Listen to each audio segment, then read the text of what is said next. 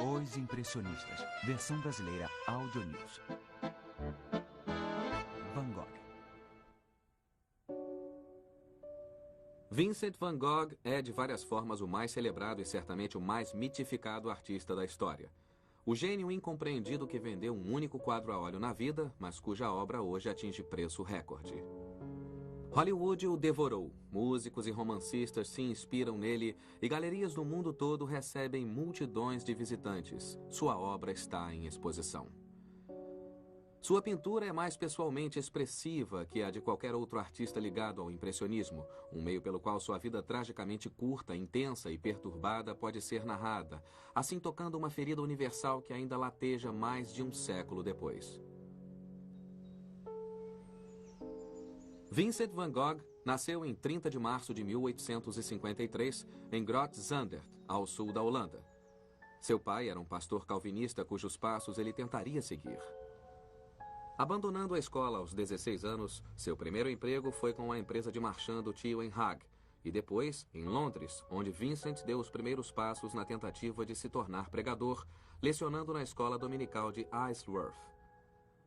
De volta à Holanda, ele levou várias bombas na escola de teologia e acabou com um posto que ninguém queria: pastor de uma pequena comunidade mineradora na região de Borinage, no sul da Bélgica.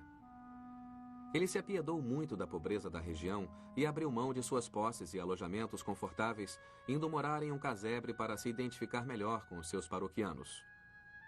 Mas a doença e o isolamento começaram a afetá-lo, e ele buscou refúgio em um talento natural, essencialmente autodidata: a arte.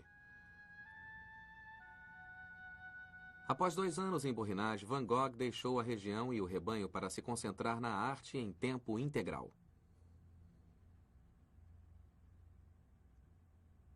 Aos 30 anos, com o auxílio financeiro de seu irmão Theo, Vincent tomou aulas de arte, mas seu trabalho decolou realmente quando, em 1883, ele foi morar com Clasina Hurnik, uma prostituta de 32 anos de Hague, que Vincent chamava de Christine. Ela era sifilítica, alcoólatra, já tinha um filho e estava no fim da gravidez de outro. Efetivamente, esta se tornou a nova família de Van Gogh. Christine foi a modelo deste simples, estilizado e comovente desenho de sofrimento e solidão. Após alguns anos vivendo em Hague, na mais abjeta pobreza, o relacionamento de Van Gogh com Christine desmoronou e ele voltou para sua família no interior. Lá, seus pensamentos e sua paleta se voltaram para os homens e mulheres que trabalhavam na terra. Esta é a primeira obra-prima de Van Gogh. Ele só usava tintas a óleo há 4 anos, e este é o resultado. Chama-se Os Comedores de Batatas. Foi pintado em 1885, quando ele estava morando em Nonan com os pais, a sudeste da Holanda. Essencialmente é uma pintura de contrastes, entre claro e escuro, e de certo modo uma homenagem ao maior pintor holandês de todos os tempos, Rembrandt. Mas há detalhes. Se olhar ali, o relógio diz que são 7 da noite, hora da refeição noturna das 5 pessoas da família. Ali à direita, vê-se uma imagem religiosa que nos diz serem pessoas tementes a Deus. Mas, em essência, não são os detalhes ao fundo que interessam. É o contraste entre a escuridão do fundo e a luz aqui, no primeiro plano, caindo sobre a mesa como uma espécie de cenário de teatro, mas com a refeição no centro. Esse prato simples, as batatas, o café forte, quase da cor da terra. Todo o quadro é da cor da terra. Isso se afina com os 2 elementos-chave do quadro: as mãos e os rostos. As mãos são as nobres mãos dos trabalhadores, Van Gogh diz. Essas mãos ossudas, mas fortes, que trabalhavam a terra de dia e à noite, se ligavam ao que andavam produzindo, as batatas aqui, bem no centro. E então os rostos, agrestes ao ponto da caricatura. Vejam o cansaço no rosto da mãe. Vejam a idade que se pode perceber no rosto da mocinha, mesmo que ela tenha olhos brilhantes. Mas o que Van Gogh faz, em última análise, é não paternalizar. Ele não glamoriza ou romanceia como os pintores acadêmicos fizeram com famílias das classes trabalhadoras ou campesinas. O que ele diz é: não coloquem a roupa domingueira ou não vou pintá-los em uma pose artificial. Vou pintá-los como são. E é quase como se tivéssemos espiado pela janela e pescado um aspecto da vida doméstica contemporânea. A próxima grande obra de Vincent foi uma natureza morta que ele afirma ter pintado em um dia. Trata-se de um quadro carregado de simbolismos religiosos e biográficos para Van Gogh. Ele mostra uma Bíblia aberta, a Bíblia de seu pai, o pregador, que não era grande, mas certamente era melhor que Vincent. É uma pintura que comemora a vida e a morte do pai dele. O pai dele ter acabado de falecer foi o detonador e a vela à direita extinta é um símbolo. Mas também é um tipo de quadro que também trata de um tipo diferente de choque cultural. No primeiro plano está La Joie de Vivre, de Émile Zola. É um livro contemporâneo que trata, entre outras coisas, de aborto e suicídio. E é um livro que Vincent e seu pai discutiram muitas vezes. Mas havia um debate maior sobre cristianismo, um modo antigo e um novo de encarar o mundo. E tudo está incorporado no quadro. O choque, se preferir, está entre esses dois grandes livros. Mas também o fato de que esse livro está em francês e é de um grande escritor francês é um sintoma dos pensamentos e da mente de Vincent estarem em outro lugar. Era para a França que ele olhava e para Paris ele foi. Van Gogh chegou em Paris em 1886, ficando com seu irmão Theo, que fazia carreira como marchand de quadros de vanguarda, impressionistas em particular, cuja obra apaixonou Van Gogh de imediato, começando a influenciar seu próprio enfoque de arte. Este é o Boulevard de Clichy, pintado por Van Gogh no início de 1887, um dos períodos mais felizes de sua vida. Não só sua técnica e principalmente seu uso da cor mudaram e se desenvolveram, mas Paris também começara a exercer influência no tema de sua obra. As fumaças morais e sociais começaram a desaparecer.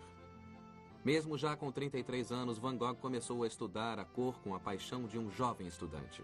Em vez de tentar retratar exatamente o que está diante de meus olhos, escreveu ele, estou usando a cor mais arbitrariamente para me exprimir com eficiência.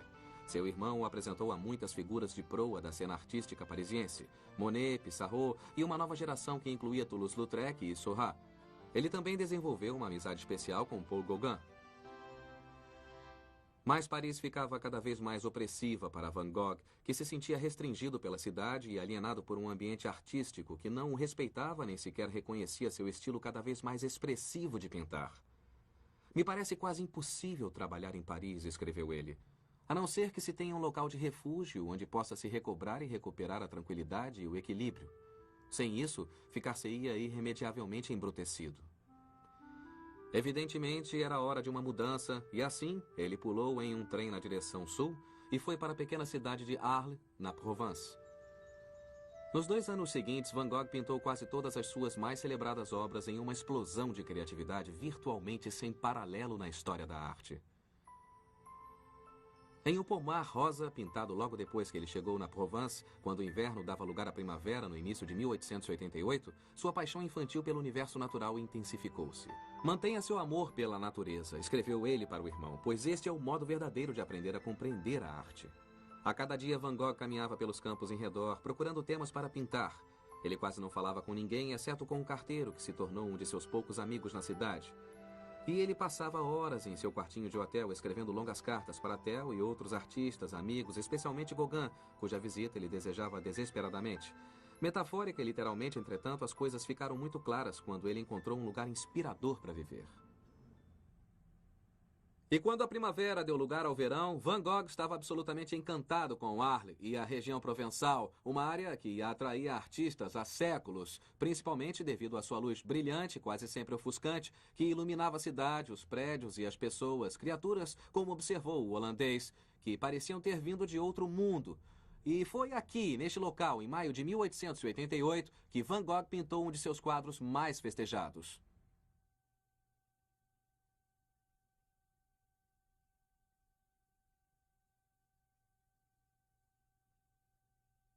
O clima deste quadro é de festa e alegria e não há dúvida de que a casa em si foi uma grande fonte de prazer para Van Gogh. Ele sonhara a vida inteira em ter uma casa, um lugar grande o suficiente para trabalhar e morar, e também acalentava a ideia de que os artistas deviam viver juntos e trabalhar em uma espécie de colônia, derrubar as fronteiras da arte.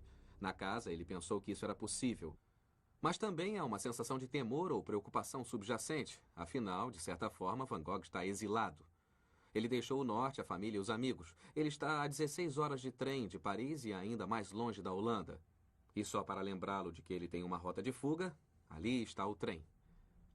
Acho muito interessante o modo como a pintura está composta, pois os olhos correm direto para o viaduto da ferrovia. Há um convite para ir para a direita, o caminho ali. Também pode-se ver o trem ou imaginar o trem cortando o quadro naquela direção. Assim, em essência, o que temos é um quadrado. O retângulo do quadro é abandonado e isto é quase um retângulo tridimensional, uma espécie de objeto esculpido montado bem no meio do quadro. Se observar o modo como foi pintado e as cores empregadas, o contraste é absoluto entre este azul espesso do céu, que equilibra e é tomado pelo amarelo da casa, com o laranja rodeando a cor complementar azul para fazer os objetos cantarem. Em última análise, as pinceladas soltas, o efeito rodopiante que de certa forma separa tudo da própria casa, acaba por ampliar a casa. É quase uma espécie de local místico e creio que o convite, quando se acaba de estudar o quadro, é para se entrar na casa, exatamente o que se pode fazer na próxima pintura de Van Gogh.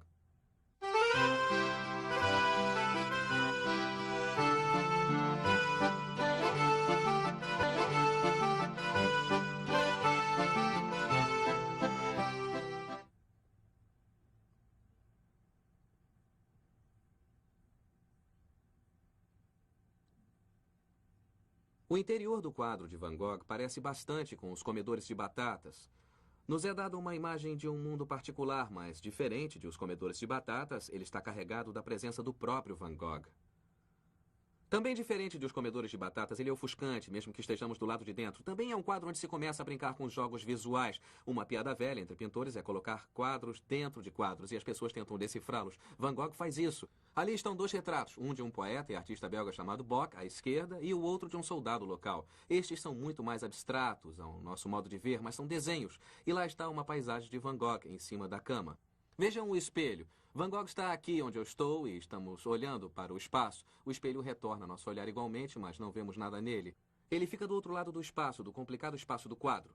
E temos a própria mobília, esta cama maravilhosamente aconchegante. Há boatos de que esta pintura foi feita para assegurar a seu irmão Theo que Vincent estava bem. Em outras palavras, aqui estou, em bem-aventurança doméstica. Este é meu santuário interior, tudo está perfeito. Mas aqui há também uma insinuação de tristeza. Há dois travesseiros, duas cadeiras, e a implicação é que este é o espaço pessoal de Vincent. Mas ele está desesperado para partilhá-lo com alguém. Em uma carta para o irmão Theo, ele diz que ia colocar um berço aqui, ou até uma figura feminina para transmitir aquela sensação de preenchimento ou complementação doméstica. No final, entretanto, somos deixados com o próprio Vincent, creio eu, retratado aqui. Este é um dos melhores autorretratos que ele fez, mas Vincent não é visto em parte alguma. No fim do verão, Van Gogh ficou felicíssimo ao saber que Paul Gauguin finalmente concordara em visitá-lo. E assim, Vincent se pôs a pintar um vívido presente de boas-vindas para o amigo.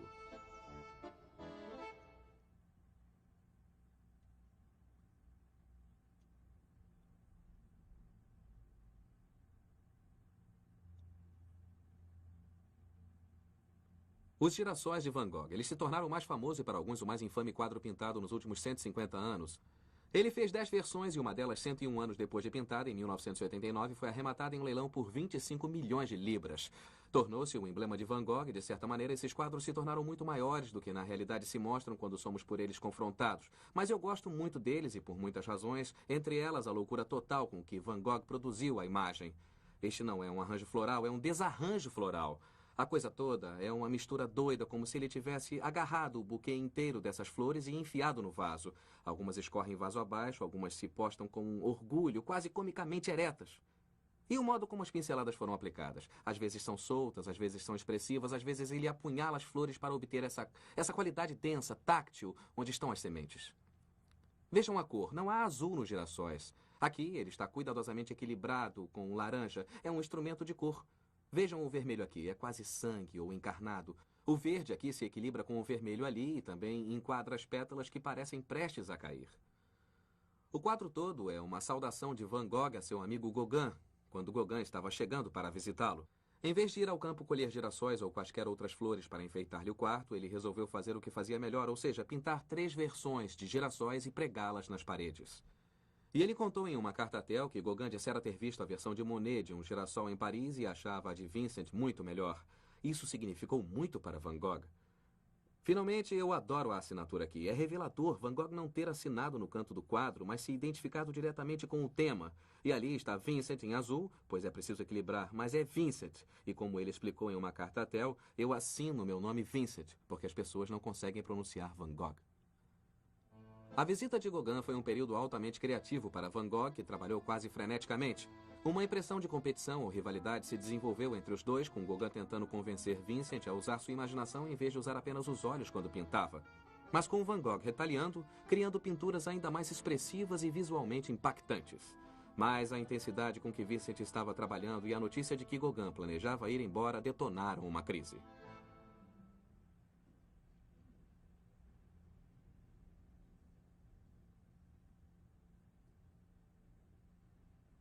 Esta célebre imagem mostra os resultados de uma violenta discussão que Van Gogh teve com Gauguin 2 dias antes do Natal de 1888.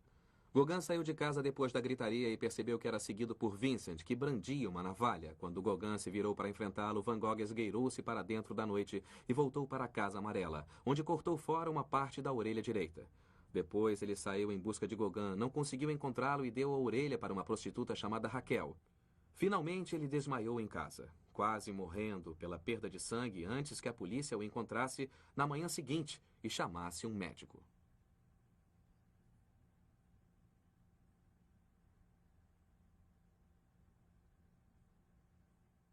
Nos primeiros meses de 1889, depois da automutilação, a saúde mental de Van Gogh se deteriorou bastante. Ele comia e dormia em um hospital em Arles, mas fazia incursões ocasionais à Casa Amarela para pintar. Mas isso causou consternação entre os habitantes que pediram que o holandês louco, como o chamavam, fosse trancafiado por ser uma ameaça à sociedade. Assim, o próprio Van Gogh pediu para ser internado em um manicômio, e em 9 de maio de 1889, ele chegou aqui, ao manicômio de Saint-Paul-de-Moselle, em Saint-Rémy, 25 quilômetros a nordeste de Arles. Nos pátios e nos 2 quartos, um que ele usava para dormir, outro que ele usava como ateliê, ele foi capaz de pintar vorazmente.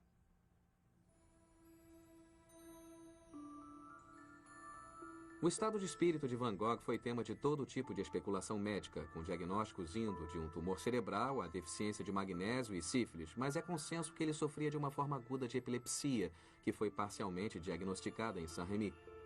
O trabalho me distrai infinitamente mais que qualquer outra coisa, disse ele a Theo. É possível que o melhor remédio fosse eu poder, por uma vez, me lançar a ele com toda a minha energia. A exata extensão do colapso sentido por Van Gogh está ilustrada graficamente em 2 quadros pintados com um intervalo de pouco mais de 1 ano.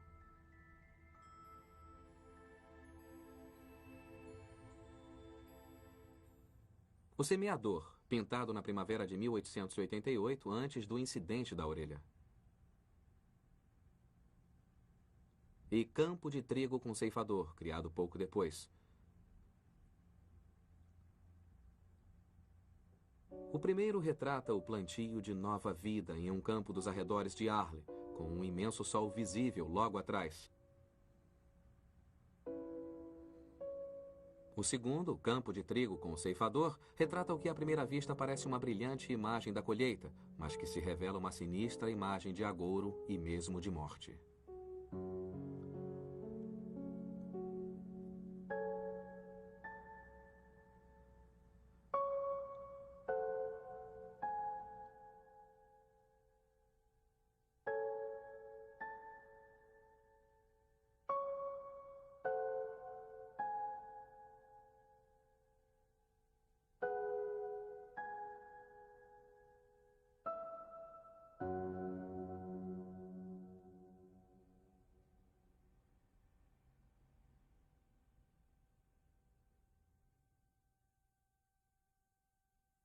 Neste quadro, Van Gogh volta direto às suas raízes artísticas e bíblicas. A pintura é a ressurreição de Lázaro e vem de um quadro de Rembrandt, a quem ele presta homenagens desde o início, com os comedores de batatas, mas aqui não há nenhum dos contrastes de claro e escuro de Rembrandt. É quase como se Van Gogh olhasse diretamente para o sol e a pintura tem esse brilho ofuscante. Na versão de Rembrandt existe a figura de Cristo, mas Vincent o substituiu pelo Sol, aqui como uma espécie de força sobrenatural ou talvez mesmo o Deus pessoal de Vincent. É do sol que toda a luz e energia emanam. Rodopiando em volta da tela estão essas bolhas grossas de tinta branca que parecem se misturar. Às vezes é o pigmento, às vezes são os olhos que têm que misturar para você. É como se houvesse quase uma sensação alucinatória. Se Vincent estivesse olhando para o próprio sol. Olhar o quadro é como encarar o sol. Ele também substituiu as figuras da família de Lázaro da pintura original. Uma amiga dele, Madame Roland, mulher do carteiro, sua única amiga verdadeira em Arles. E o casal mudou para Marsella no início do ano, em 1890. De certa forma, Vincent está lamentando a partida deles, mas em outro nível ele está prestando homenagem ao fato deles serem seus amigos, de Madame Roland ter carinho por ele e tê-lo visitado regularmente quando ele estava no manicômio. Ele também substitui o rosto de Lázaro pelo que é claramente o do próprio Vincent. Acho que a mensagem é clara. Ele quer algum tipo de renascimento, ele quer uma espécie de ressurreição. Ele quer ser levantado dentre os mortos. E como ele disse a Theo em uma carta, ele estava arrasado de tristeza e tédio e precisava ir embora. Assim, após 3 anos no sul, ele finalmente junta as bagagens e volta para o norte. Nos últimos 2 meses de sua vida, ele morou em Auvers-sur-Oise, perto de Paris, e o Dr. Paul Gachet, amigo e cliente de seu irmão Theo, cuidou dele. Gachet tentou curá-lo, mas acabou não tendo sucesso.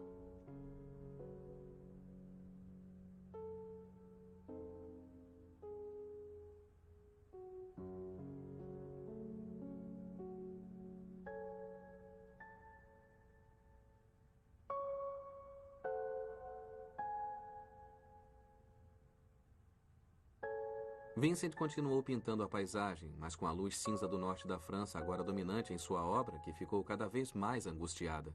A perturbação de seu estado mental foi exacerbada por uma sensação de isolamento e falta de raízes que o levou a pintar alguns dos quadros mais sombrios jamais criados.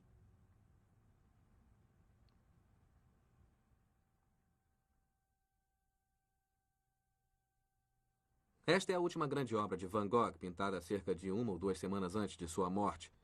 Chama-se Campo de Trigo com Corvos e mostra uma imagem de absoluto vazio e caos. Quando os olhos pousam sobre o quadro, eles são logo atraídos para cá e o padrão ocular todo se resolve sobre a superfície do quadro, assim como Vincent fizera com o pincel, batendo esses grossos talos de trigo. Depois, os olhos se voltam para o próprio céu, como se ele quase o esculpisse, moldando-o com as mãos. Ele enfiou as mãos na tinta e a fez girar. Aí tenta-se encontrar um caminho.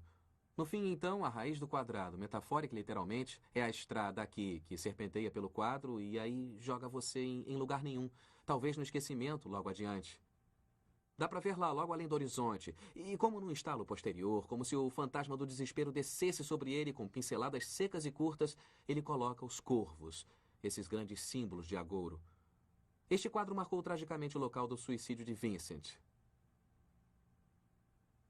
Em 27 de julho, a família que o hospedava subiu a seu quarto porque ele não compareceu ao jantar e o encontrou em uma poça de sangue, caído na cama. Ele dera um tiro logo abaixo do próprio coração, no campo de trigo, e se arrastara para casa. Seu irmão e um médico foram chamados e no dia seguinte, quando Theo chegou, ele pensou que Vincent sobreviveria, pois como ele disse, ele era forte como um touro. Vincent estava fumando um cachimbo, bastante enfraquecido, mas fumando. Naquela noite, a situação piorou muito e à 1h30 da manhã, Vincent morreu. O pároco local recusou-se a permitir o enterro, pois ele cometera o suicídio, mas no dia seguinte ele foi finalmente enterrado com girassóis, não os pintados, lançados em sua cova. Vincent van Gogh morreu com apenas 37 anos, tendo uma carreira efetivamente cravada em 9 dramáticos anos. Ele produziu quase 900 quadros, dos quais apenas um foi vendido em vida. Mas 10 anos após sua morte, sua arte e sua vida já estavam a caminho de se tornarem lendárias.